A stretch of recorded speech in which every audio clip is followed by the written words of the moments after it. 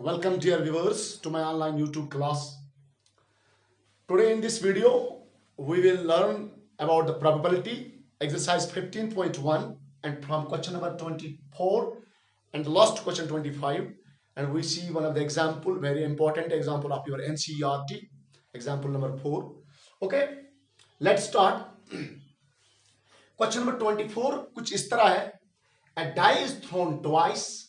What is the probability that first part 5 will not come up either die, second part 5 will come up at least once.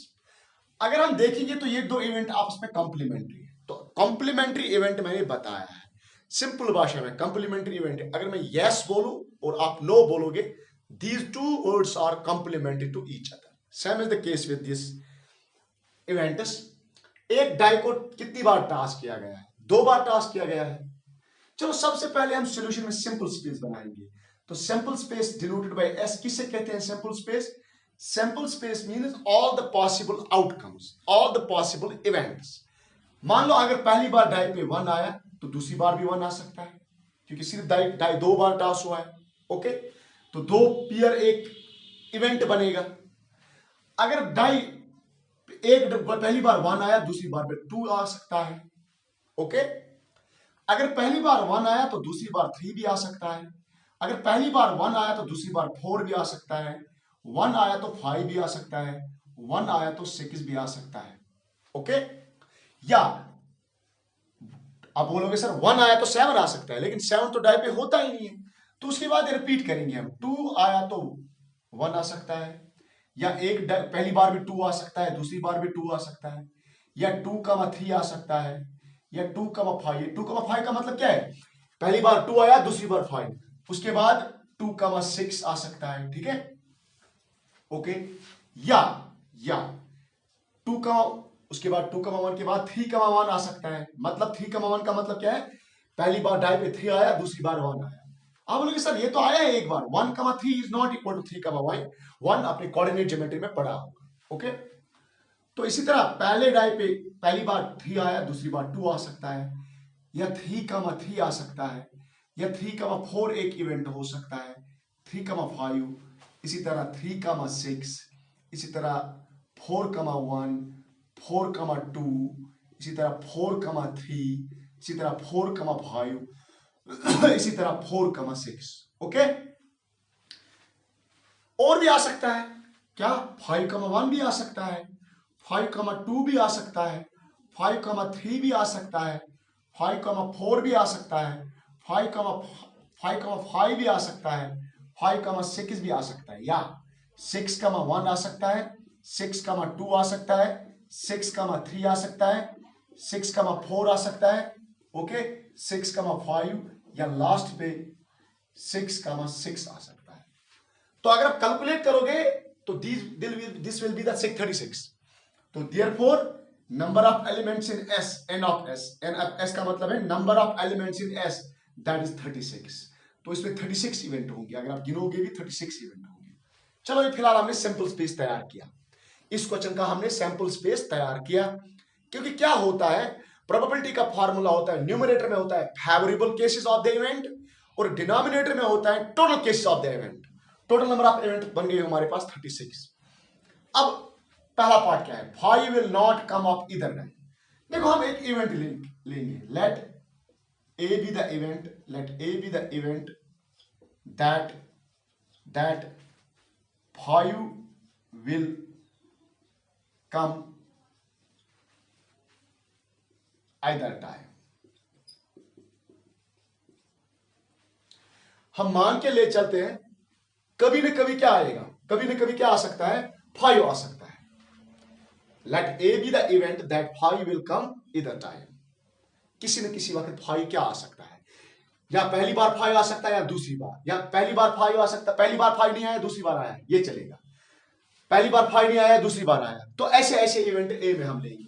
तो ए में क्या क्या आएगा? ए में क्या क्या आएगा? आप वो पेयर ढूंढो, आप वो वाला पेयर ढूंढो जहां पे कहीं ना कहीं 5 है. सपोज एक पेयर क्या मिलेगा? 1,5. दूसरा पेयर क्या मिलेगा? 2,5 है. किसी जगह 2,5 है, ये 2,5 है. या मिलेगा 3,5, या मिलेगा 4,5, या मिलेगा 5,5, या मिलेगा 5,6। ओके ओके 5,6 या 6,5 पहले लिखते हैं, 6,5 या 5,2 भी मिल सकता है। ओके 5,3 भी मिल सकता है, 5,4 भी मिल सकता है, 5,5 भी है तो 5,6 भी है। गिन लो 1 2 3 4 5 6 7 8 9 10 and 11। तो how many events in A has, how many numbers in A has? A में कितने नंबर्स मिलेंगे? एक इवेंट है, ए में इवेंट हमने क्या रखे हैं? 5 तो एटलीस्ट आएगा, किसी भी डाई पे आएगा, या पहली बार आएगा या दूसरी बार आएगा। तो ए में कितने इवेंट है? तो number of events in A, number of elements in A, that's 11, that is 11। अब देखो सॉल्यूशन, सॉरी पहले पार्ट का सॉल्यूशन क्या होगा? 5 will not come up either die, तो हम लेंगे let A complement here. A complement का मतलब क्या है? A complement is event that 5, A का मतलब क्या है? ए का मतलब है 5 आएगा कभी नहीं कभी, लेकिन एक कॉम्प्लीमेंट का मतलब क्या है? A complement event is event that 5 will not come up either die, किसी भी डाई पे 5 नहीं आएगा, क्योंकि ए का मतलब क्या है? 5 आएगा। कॉम्प्लीमेंट क्या होता है? उसका अपोजिट 5 नहीं आएगा। तो मुझे बोलो number of elements in A complement कितने होंगे? सारे कितने हैं? सारे 36 एलिमेंट्स हैं।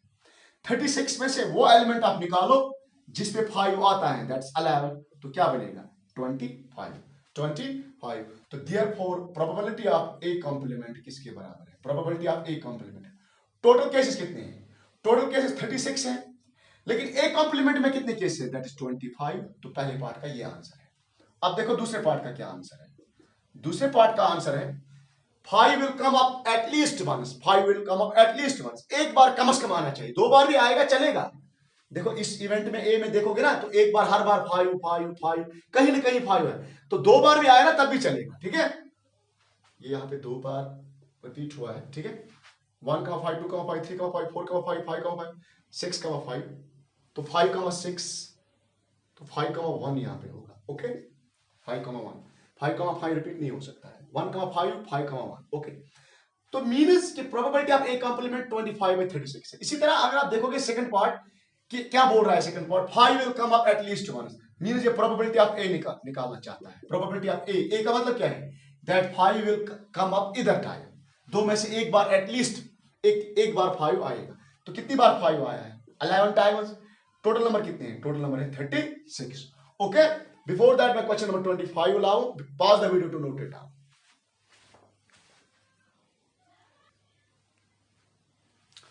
Okay, the question number 25 is, which of the following arguments are correct? Give reason for your answer. आपको देखना है, 2 आर्गुमेंट्स हैं आपके पास, 2 पार्ट्स हैं, आपको बोलना है इनमें से करेक्ट कौन है, और करेक्ट है तो इसके लिए आपको आर्गुमेंट देना पड़ेगा, गिव रीजन, आंसर रीजन देना पड़ेगा। इफ, पहला part, if 2 coins are tossed simultaneously, there are 3 possible outcomes: 2 heads, 2 tails, or 1 of each. Therefore, for each of these outcomes, the probability is 1/3. चलो सबसे पहले हम सिंपल स्पेस देखेंगे। अगर हम 2 कॉइन्स को टॉस करेंगे तो क्या क्या आ सकता है? हेड हेड आ सकता है, मीन्स पहली बार भी हेड, दूसरी बार भी हेड, या हेड टेल आ सकता है, टेल हेड आ सकता है, या टेल टेल आ सकता है। मीन्स या हेड 2 बार आएगा या टेल 2 बार आएगा, या 2 में से एक आएगा, दोनों में से एक आएगा। ठीक, अब ये बोल रहा है हर किसी की प्रोबेबिलिटी 1/3 है। चलो देखते हैं प्रोबेबिलिटी ऑफ हेड हेड।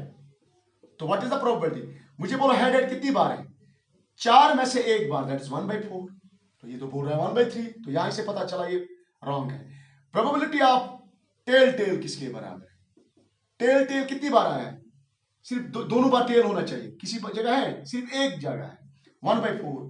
तो ये क्या है? तो ये फॉल्स, तो ये स्टेटमेंट क्या है? फॉल्स स्टेटमेंट है। ओके, ये फॉल्स स्टेटमेंट है, ये करेक्ट स्टेटमेंट नहीं, ये इनकरेक्ट स्टेटमेंट है।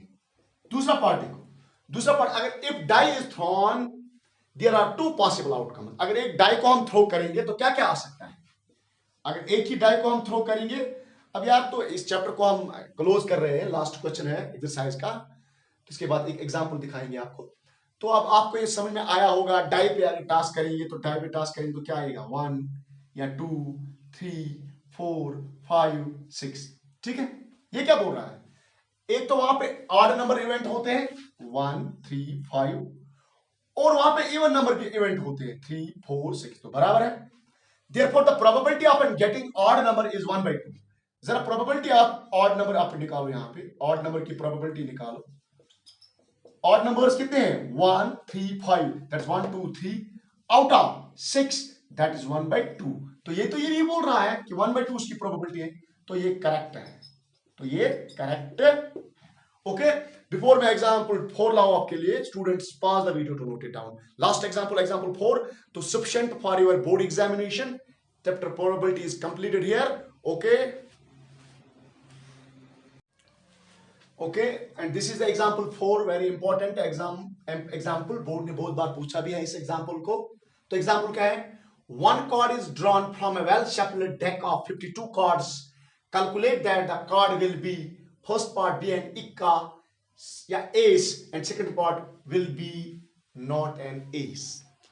सबसे पहले आपको समझना है कि सारे टोटल नंबर ऑफ कार्ड्स कितने होते हैं। There are total number of 52 cards in the deck of a well shuffled card. एक वेल शफल्ड कार्ड है, 52 कार्ड्स हैं, ठीक है। इनमें से आपको बोलने हैं, सबसे पहले मुझे बोलो, अगर हम 52 कार्ड्स लेंगे तो उनमें से एस कितने होते हैं। Ace of diamond that's 1, ace of little hood that's 2, ace of club and ace of spade. Therefore there are 4 aces of out 52 cards, ठीक है। सॉल्यूशन, पहला part, total number of cards कितने होते हैं, टोटल नंबर ऑफ कार्ड्स कितने होते हैं, that is 52। So the total number of events will be 52। Total number के टोटल केसेस डिनोमिनेटर में क्या आएगा, 52। नंबर ऑफ एसेस कितने होते हैं, नंबर ऑफ एसेस कितने होते हैं, 52 में से कितने एस होते हैं, दैट इज 4 होते हैं। 4, हर कोई 4 होता है, चाहे क्वीन ले लो 4 होंगे, किंग ले लो 4 होंगे, ठीक है। तो ये 4 होते हैं। तो probability of B and ace की प्रोबेबिलिटी क्या है, टोटल कितने हैं, that is 52। Total number of cards कितने हैं, 52, उनमें से एस कितने हैं, उनमें से एस 4 है। Okay, 4 1s are 4 13s are, that is 1/13 is the probability. अब दूसरा पार्ट देखो, will be not B N S.